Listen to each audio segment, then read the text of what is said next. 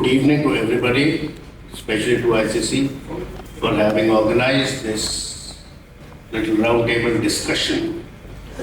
I'm basically an engineer, but I have studied international relations, and whatever little bit of research that I could do, I'm putting it in front of you. You all are aware of how Bangladesh has come up, and 16 December 71, we had one of the biggest surrenders, a military surrender after the World War II, that is 93,000 people who surrendered, and then Bangladesh was created. And then over a period of time with Ziaur Rahman and its Shah having played dominant roles, and then democracy having coming in, then Battle of the Begums between Khaleda Zia and Sheikh Hasina, and then an elongated tenure of Sheikh Hasina till she was toppled in 5th August 24 when she ran away, or she was extradited, and she came to India and is still in exile, though she has been tried in absentia and has been supposed to be brought to trial.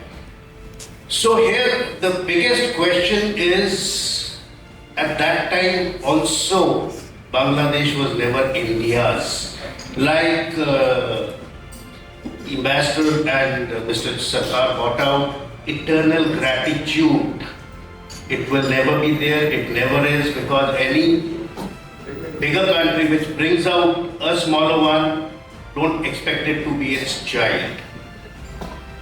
But now if Bangladesh was not India's, but they have become and had always some kind of anti-India feelings. And now, along with the anti-India feelings, the Pakistani feeling, which was not there because of the 71 genocide, which they never wanted to accept and things like that. Today they are pro-Pakistani, and as it is throughout, Bangladesh has been in heaven for ISI terrorists and activities which were operating in our country due to our own weaknesses, our own policies, our own political overtures, or by our local politics. You are aware. So, this pro-Pakistani stand with the Air Force Chief meeting Munir, like Rinde Chaudhary brought out, the air link which is opened up between Dhaka and Karachi, even the trade route, the ship route between Chittagong and Karachi which was there, has started off. Now, Bangladesh over a period of time had many problems, we all are aware. It was a God-forsaken country that it was. It had corruption which was rampant. The rich and the poor had a divide. Like it was brought out by the eminent speakers, there was total arrogance by the political leaders, be it Mujibur, be it Sheikh Hasina, be it anybody else who were there. The military dictators obviously ran their own roost. Then there were environmental and climatic problems. They had other things like structural reforms, economics which was needed to come up, though in Sheikh Hasina's time the economics did get a little boosted up and was going on the plus. And at that point of time, Bangladesh and India both had a very cozy situation because Sheikh Hasina had some little gratitude because she was in exile also at that time when Mujibur was assassinated. And then it was a win-win situation. The land issue was resolved somewhere in 2015. Then the Ganga water, the Teesta water treaty, the Ganga water, which is going to end at the end of this year, had been nullified. Then the border disputes with the BSF and the civilian, the killings and the firings had been quenched down, and things were kind of under control. So here, the major problems because of the 4,096 kilometers of border that we have, out of that majority is our state, 2,200 kilometers. Rest is Assam, Meghalaya is 400, Tripura is 856, and Mizoram is 380. So the major problem is, or the border is Bangladesh with West Bengal, even the other sides. Presently, with Sheikh Hasina going with the Gen Z coming in and Yunus, who had political ambitions during Sheikh Hasina's time, could not get it done, went off to the US. He was built up by the Hillary Clinton Foundation and back in Bangladesh to give us pin tricks. His anti-India thoughts are very much, but over this 1.5 years, like Sarkar brought out, I also interacted with these Bangladeshi delegation. They are fed up with this, they want elections. God knows what will happen after the elections.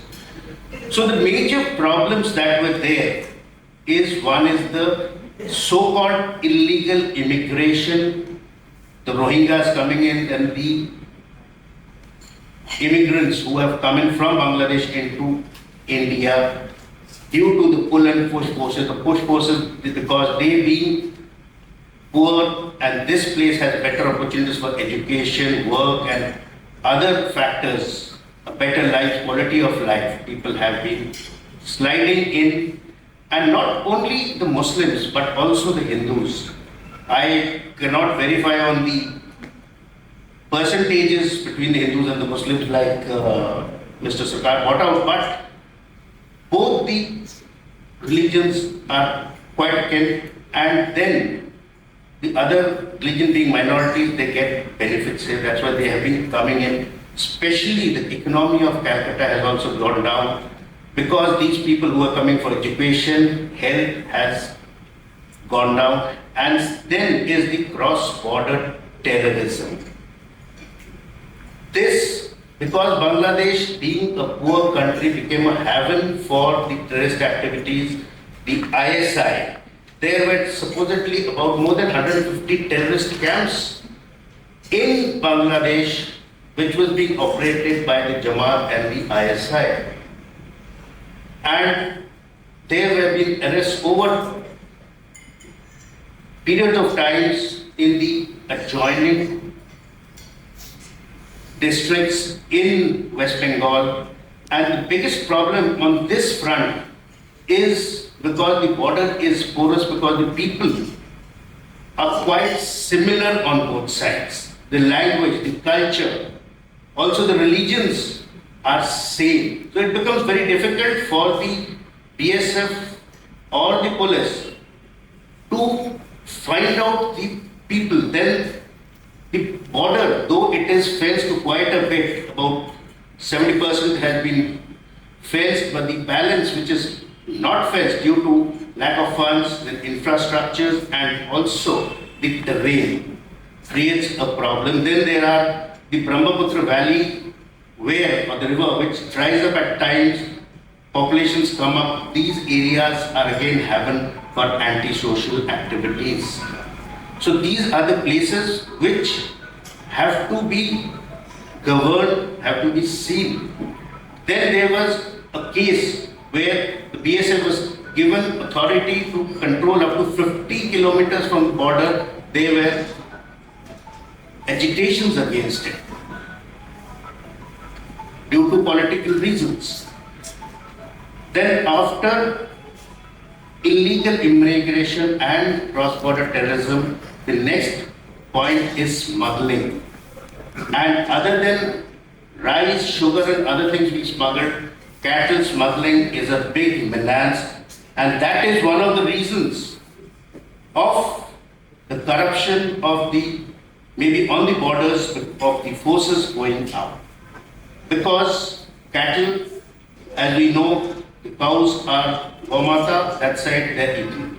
So it is pushed in. There are about more than 1.5. So these are the things which have been creating problems. So to overcome these, there were strategies thought about, one force, one border, things like that, the NRC in Assam and other things. But now with this situation, with Yunus coming in, with alliances, the force goal 30, Now the chicken's neck is also under so-called stake, and there are preliminary chances of one more front opening up because J-17s are being given to Bangladesh Air Force, though they're Chinese, the Pakistanis are giving it to them. They are buying VT-59 tanks, they're upgrading their armor. They have a small army, they had the largest number of peacekeeping forces, but today they are bolstering up their armed forces. For what? They are not going to fight China, they are not going to fight Myanmar, they are not going to fight Pakistan. Then for what?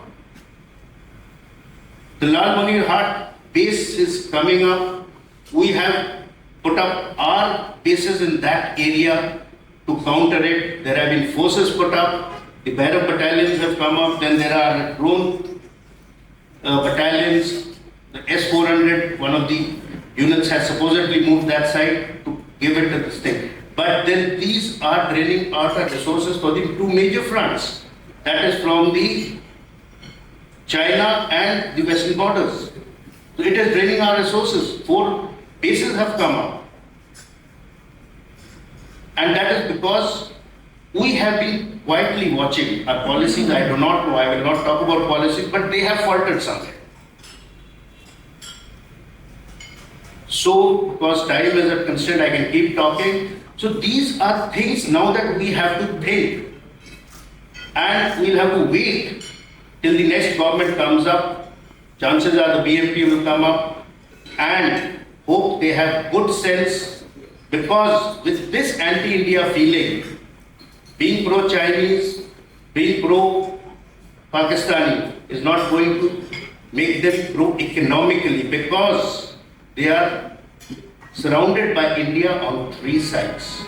We will really have to wait and watch after 12th of February what happens, but our security analysis has to be done and our intelligence has to keep this antenna up, so to avoid any untowards that can happen or may be happening. Thank you.